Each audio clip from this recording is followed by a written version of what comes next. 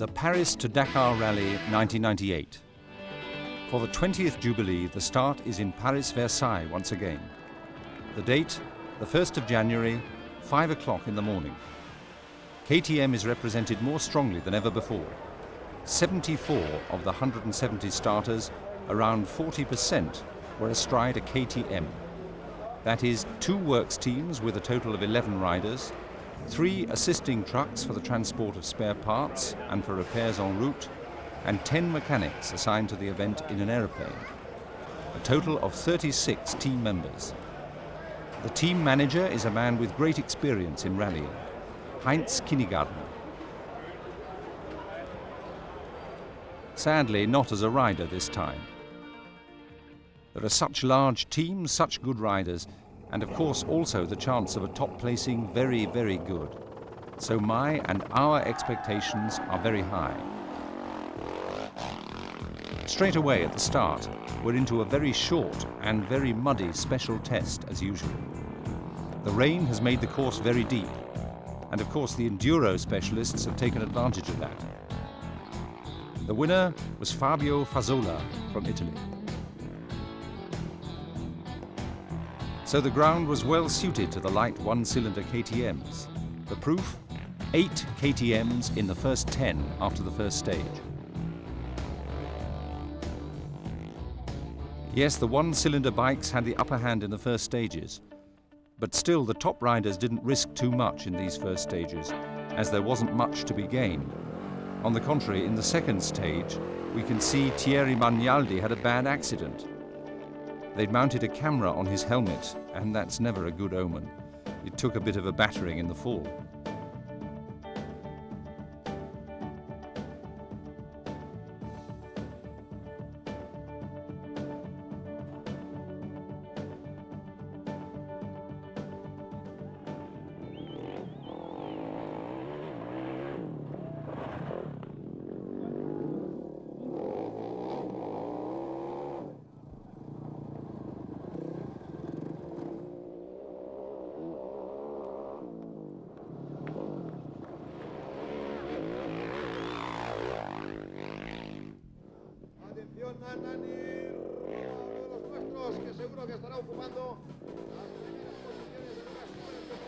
We're now in the third stage, from Granada to Almeida, 234 kilometers, special test 1, 4 kilometers, special test 2, 10 kilometers.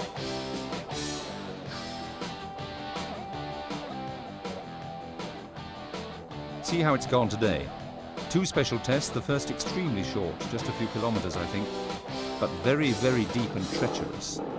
The second was a bit longer, but it was declared invalid afterwards. Something went wrong with the timekeeping. We've got to tell our boys, since our riders were on top of it today, but it might well be a problem later. On top of that, as you see, Peter Hansel made a mistake. But as I said, it wouldn't have been a great deal of time.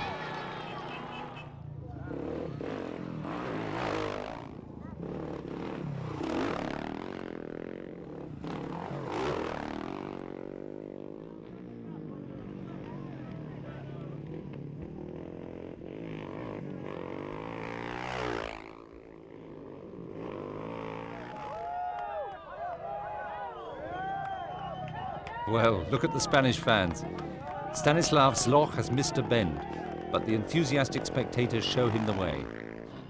At the end of the stage, the first section is won by Sala, followed by Roma and Marquez, the second by Roma, followed by Sala and Peter Hansel.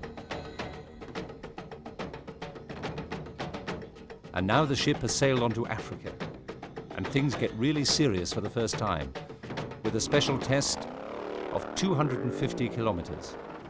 And there, of course, we begin to see big time differences.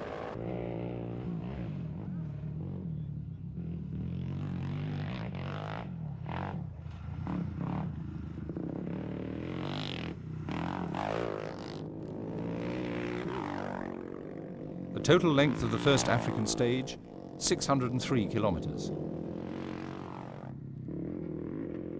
Stefan Peter Hansel is going to dominate this, and Kari Tiainen begins his chase after the hot favourites. On this stage at the beginning, I would have expected the guys to step on the gas a bit more, but Well, it's the first time we're really riding with Roadbook, and it takes a while till you get into it. It was a long day today, 600 and something kilometers.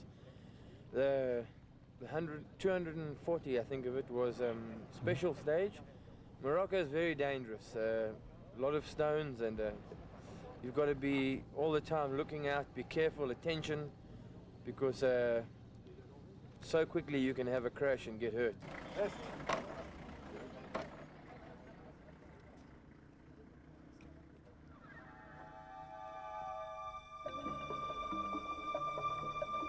There's Kari Tiainen.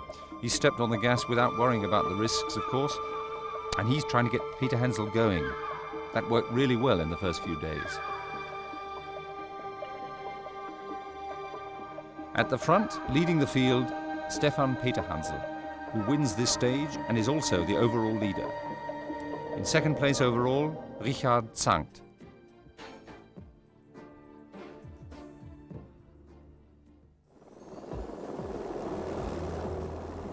Fifth stage, Air Rachidia to Quarazzazzate, 577 kilometers, 344 of them a special test. And for the first time they're riding into a few real sand dunes, a bit short to really get the feel of it, about 340 kilometers. But they've seen, especially those here for the first time, what they're in for.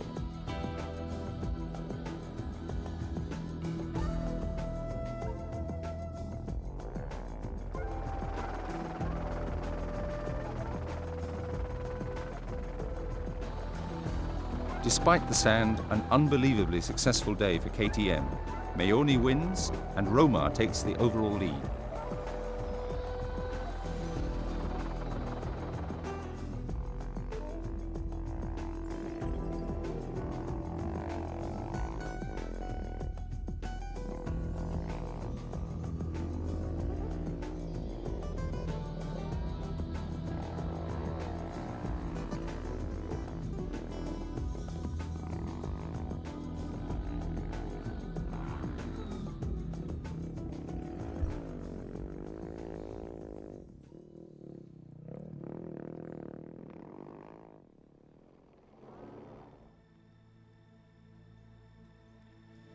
The next stage, Quarazzazzate to Smara, 1,050 kilometers long, a 354 kilometer special test.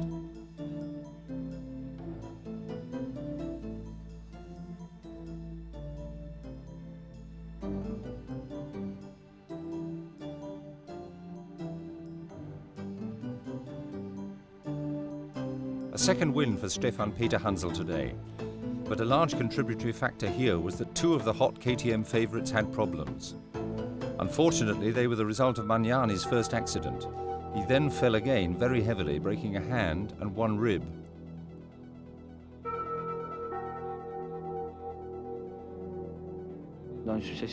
I rode over a bump and landed with the front wheel on a stone. That's what threw me off.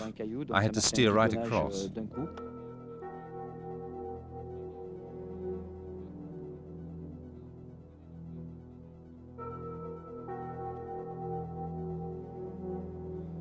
One of those to drop out was unfortunately an Enduro world champion from the KTM team. A technical problem put paid to Kari Tiainen's chances.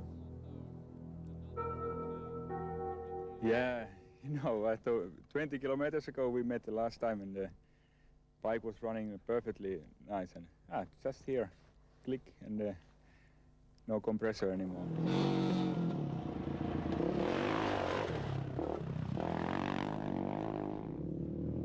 But it's still Roma with the overall lead, followed by Meoni and Peter Hansel.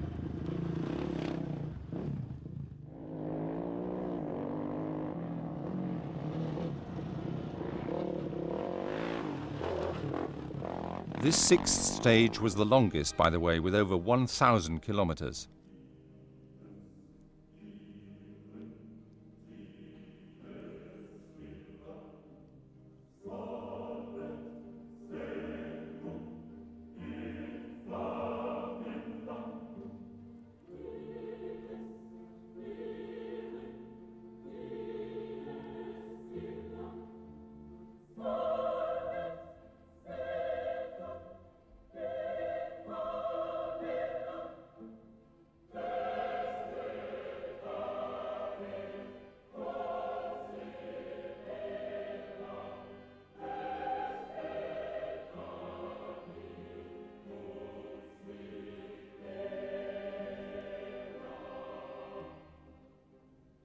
The 7th stage, from Smara to Zorat, 614 kilometers, special test 494 kilometers.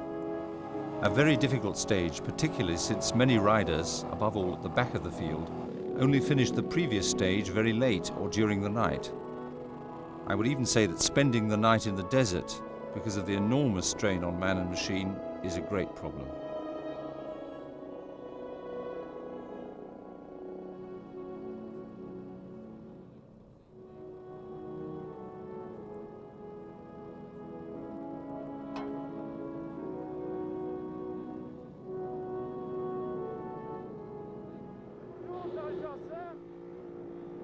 Aujourd'hui, on change complètement de terrain.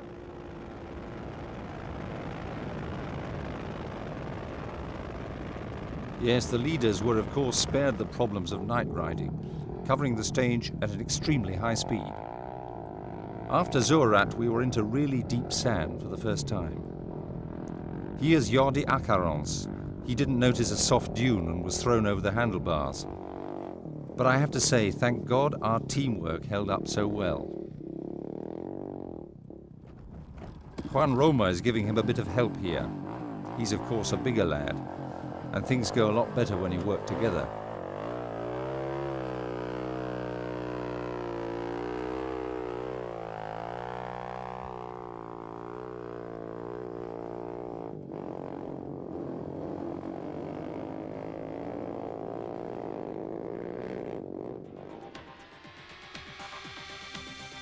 Stefan Peter Hansel wins this stage as well and takes over the overall lead.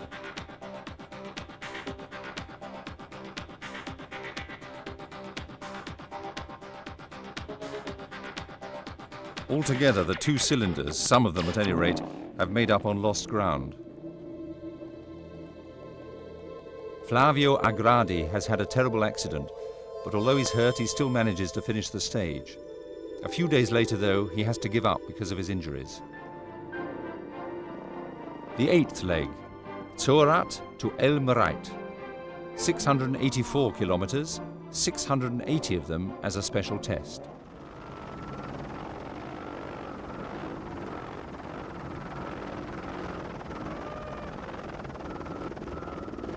This was really the first crucial leg on this year's Dakar Rally, because all the riders were surprised by the enormous number of sand dunes. One rider who really felt at home was Andy Hayden, here for the first time. He comes from the motocross camp. You can see it in the way he controls his machine. And it was he who won the stage.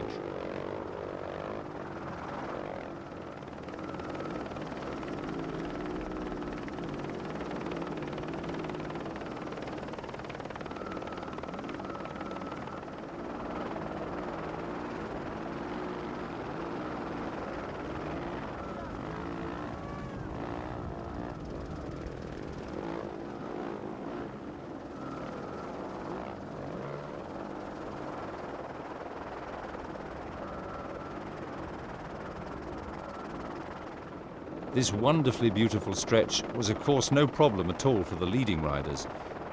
I'm afraid you can't say the same for those at the back of the field.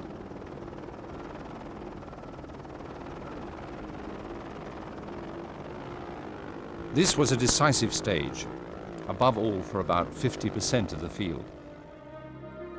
Not for the elite, but for all the others. Many had to more or less spend the night on this leg. 80% of the vehicles failed to reach their destination, including all the supply trucks and the vehicles carrying spare parts. A large number of the back markers were suffering from exhaustion, and many of them waited for the final vehicle which picks up those who can't finish the course on their own.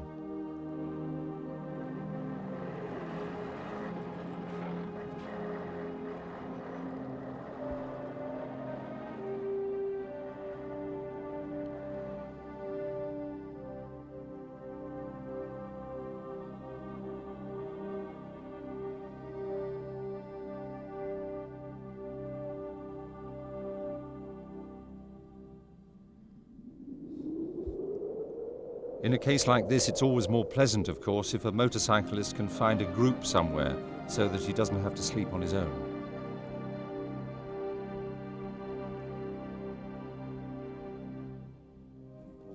de l'essence. Il y a longtemps de ça? Oui, depuis plusieurs heures. Et là, qu'est-ce que vous faites alors? J'attends le camion balai ou quelqu'un qui me donne de l'essence.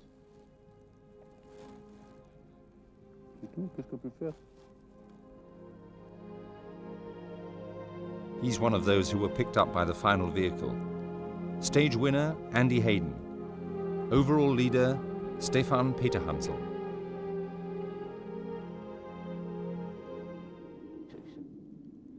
The ninth stage, El Mireti to Tayo Denis.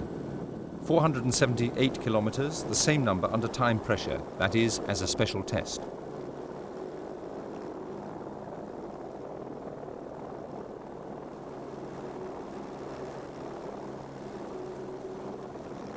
It was once again one of those legs which was more or less a special stage with giant sand dunes, as you can see.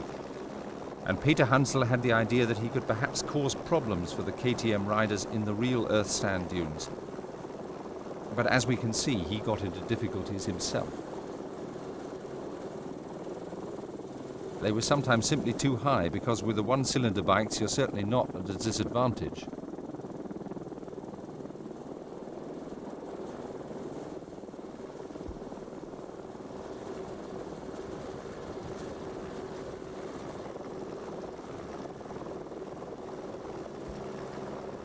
The winner of this stage would have been Giovanni Sala, but because of timekeeping problems, the stage was shortened, giving the victory to Fabrizio Meoni, both of them, of course, on KTMs. There were other problems as well, though. Someone shot at one of the trucks, and we even had a Tatra stolen. But now we're on the 10th stage, from Tau Denis to Gao. De transformer la spéciale en liaison.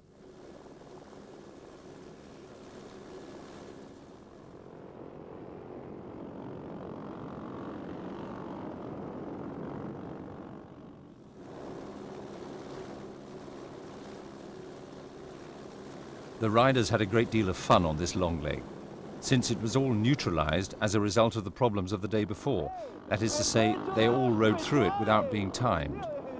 But of course they stay in groups and look out for each other in the event of problems.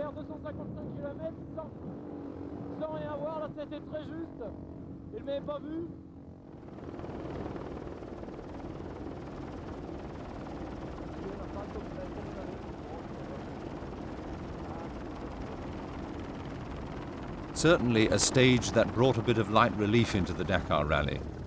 With a length of 918 kilometers and 806 kilometers of special test, it would have been the second longest of the 1998 Dakar.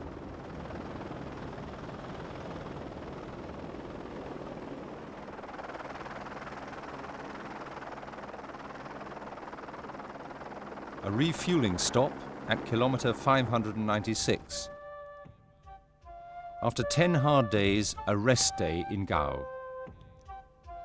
A large part of the field, above all the KTM riders, are still in the competition, and while the boats on the Niger are waiting for freight, the teams are still waiting for the supply trucks. It's not a great problem for KTM, though.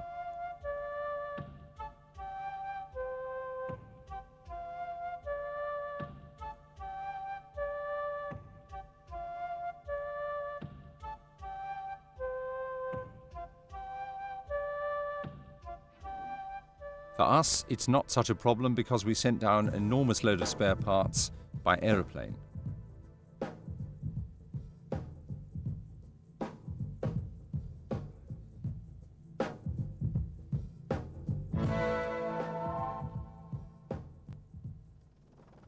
The 11th stage from Gao to Timbuktu, 420 kilometers long, special test 411 kilometers. Begins with fresh energy after the rest day.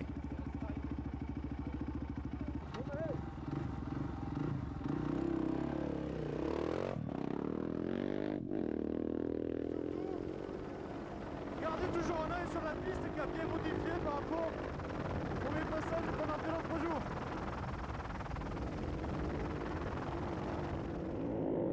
Well, as we can see, this stage is very, very simple, but very, very fast. Sandy all the way.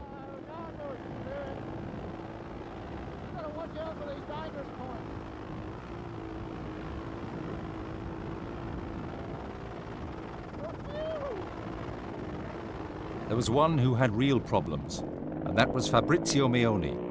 He led the stage until 5 kilometers before the end, but then had terrible problems with his GPS.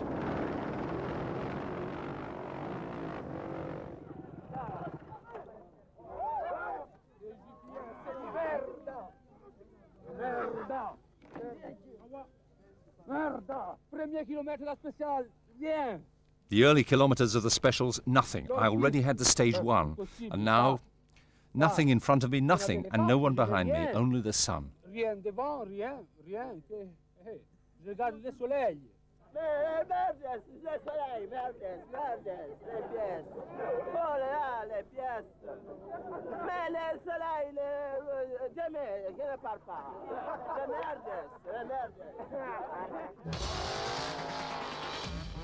Yes, well, it's understandable that Fabrizio was so annoyed. At the beginning of the stage, you see, he got wind of the fact that Stefan Peter Hansel had engine problems, and he'd sensed his big chance. Well, of course, the bad luck with the GPS put paid to all that. Every year, it's a great sight for the spectators, especially for the locals, when the motorbikes roar past at 180 kilometers an hour. Sortelo wins this stage, followed by Peter Hansel and Hayden. Peter Hansel stays overall leader. The next stage, Tombouctou to Neymar, 559 kilometers, only 8 kilometers without time pressure.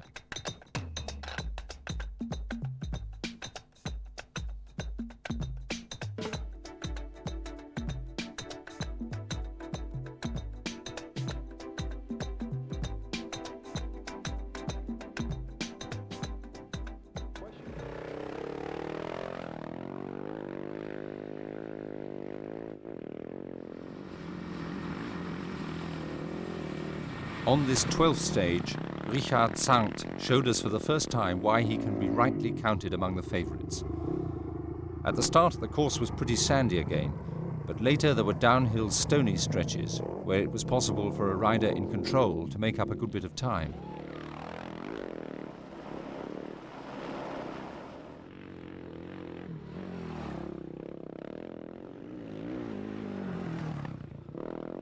Richard Sankt wins this stage, with Peter Hansel in second place.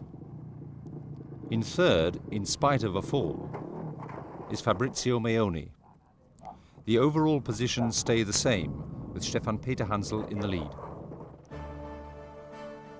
The 13th stage, from Neymar to Tidikia, 754 kilometers special test, and here, with a helmet-mounted camera, we see the German Dirk von Zitzewitz.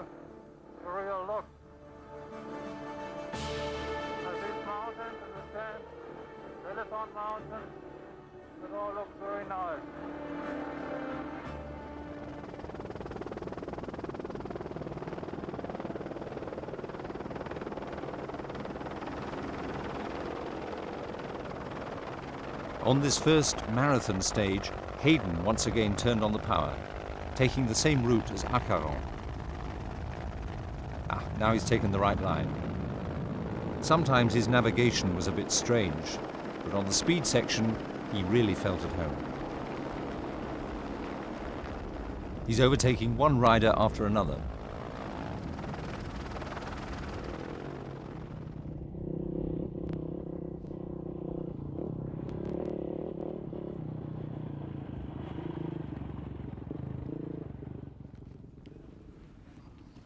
Andy, how have you been since departure? The start was a little slow. The wrist was really giving me some trouble. But the further I got, the more I started using it, the better it became. So at the moment it's not too bad, but in the rocks it jars really bad. The sand's okay, it doesn't jar so bad. So we just keep going and try and get to the finish, yeah.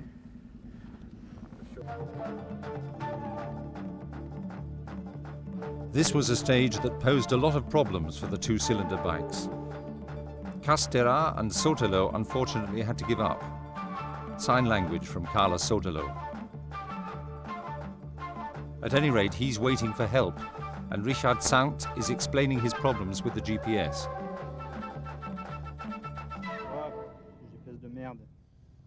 This is complete crap, all this GPS business. First, I was in front, no one in front or behind of me, but I lost the way and I had to follow the same path back.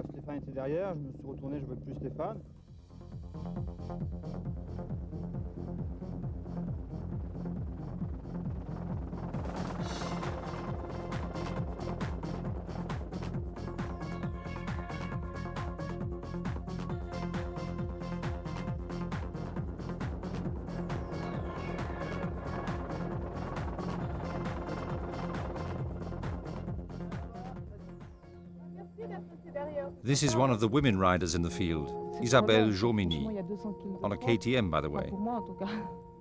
On this day, she got safely to the finish, but had to give up the following day.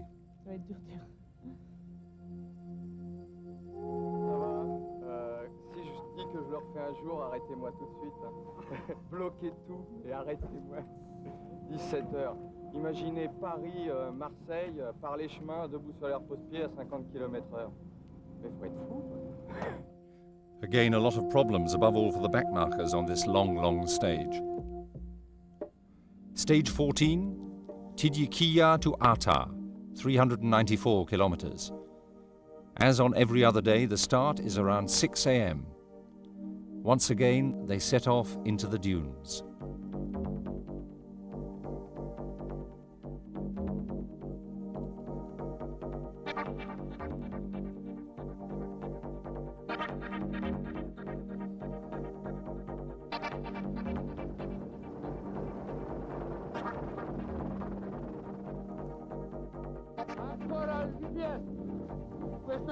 This is the man who won this stage, Gerard Yimmink from Holland.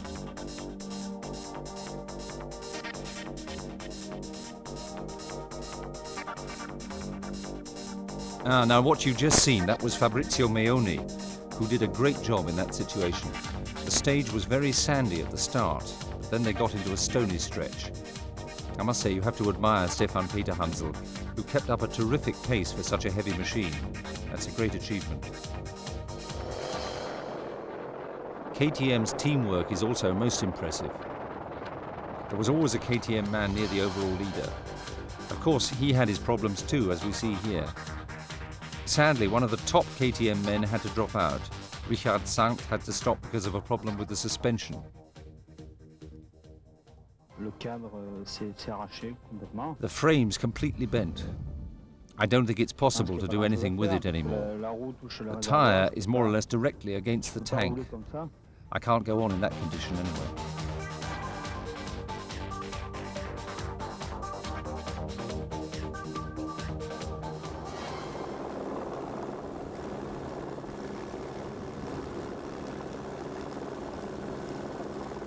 Another clean sweep for KTM on this stage. Gerard Yimmink wins, followed by Fabrizio Meoni and Alfie Cox. Stage 15, Ata to Bout Limit. 493 kilometers, 456 of them a time trial. A powerful sandstorm makes conditions very difficult.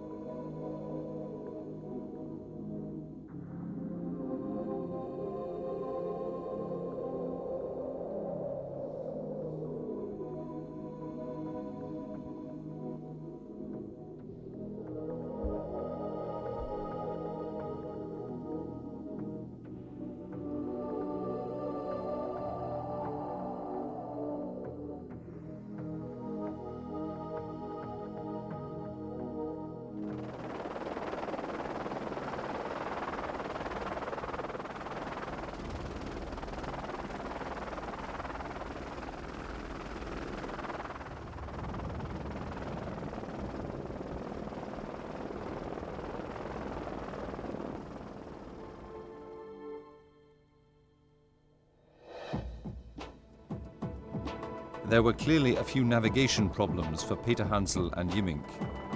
They're looking up to the helicopter overhead to see if they can get a clue or two. One of our riders had much worse luck, and that was Eric Bernard. He was forced into the ground by a TV helicopter and his engine housing demolished. He's not exactly delighted about it, as you can see.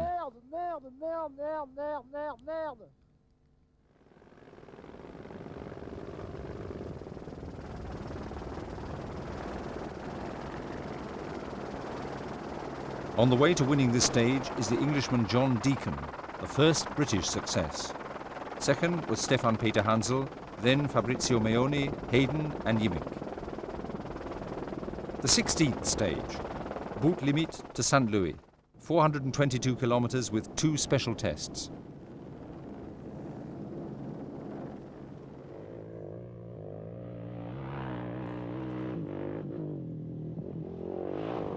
Well, in the first one, Alfie Cox really let rip, but Andy Hayden was always right behind him. And of course, on this sandy terrain, Yimink as well.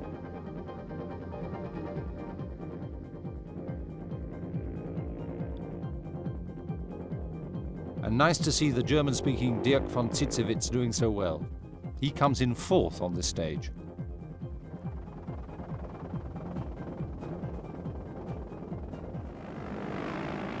Once again, a whole phalanx of KTM boys in front. Behind Cox, Hayden, Yimink and Zitzewitz, Fabrizio Meoni comes in 5th. It was like that almost every day, with the KTM riders dictating the pace at the front. Only Stefan Peter Hansel, still up there overall, was not right at the front. But the results are one more proof of the KTM superiority, as of course were the overall results later.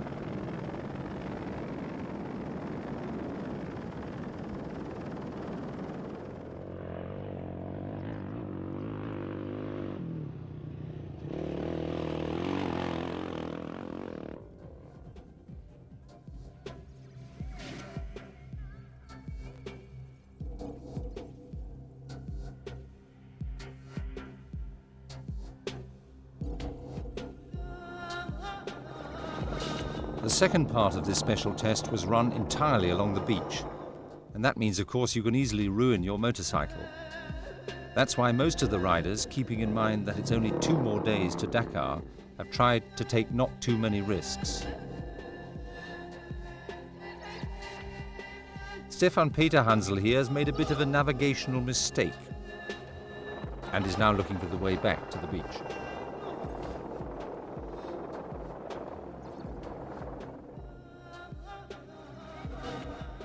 Winner of this second leg of the special test in stage 16, Gerard Yimink, Holland. Too special today, too easy special for you? The first one was good for me. I win the first special. And coming now on the beach, attention for the engine. And I think a little bit of water maybe, papa, not sounding too good. So take it slow and make it to the finish. But the first special this morning was very good, very, very nice. I'm happy. The 17th and final stage, from St. Louis to Dakar, 256 kilometers, another 18 kilometers of special test.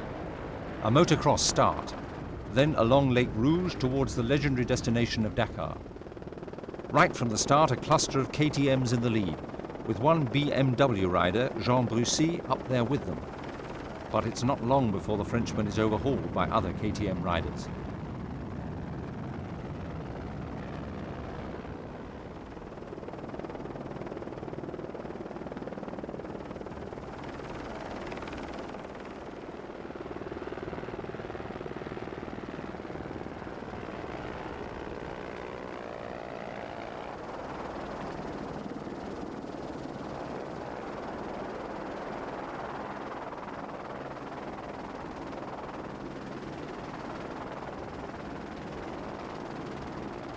The result of this stage is another KTM triumph, with 5 of them leading the field. Alcaron, Yimink, von Zitzewitz, Meoni and Norbert Schilcher.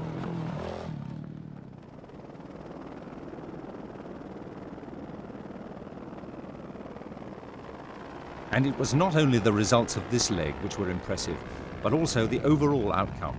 12 KTMs out of the first 13. Behind Stefan Peter Hansel came Fabrizio Meoni in second place and Andy Hayden in third. Then Alfie Cox, Gerard Yimink, Jordi Acarons, Dirk von Zitzewitz, John Deacon, Jürgen Meyer and Stanislav Sloch, all in the top 10. A unique result for the Dakar Rally.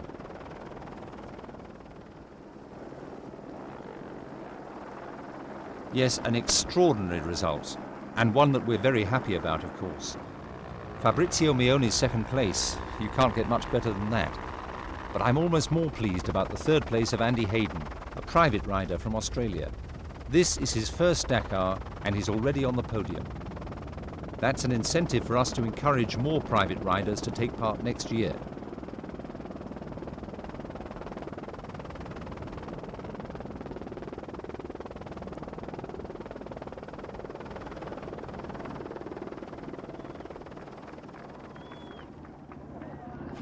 KTM congratulates Stefan Peter Hansel, winner of the Dakar for the 6th time, and above all the riders of over 30 series of LC4s, who were among the 52 to reach their destination in Dakar. Enjoy once again the highlights of the 20th Paris-Granada-Dakar Rally.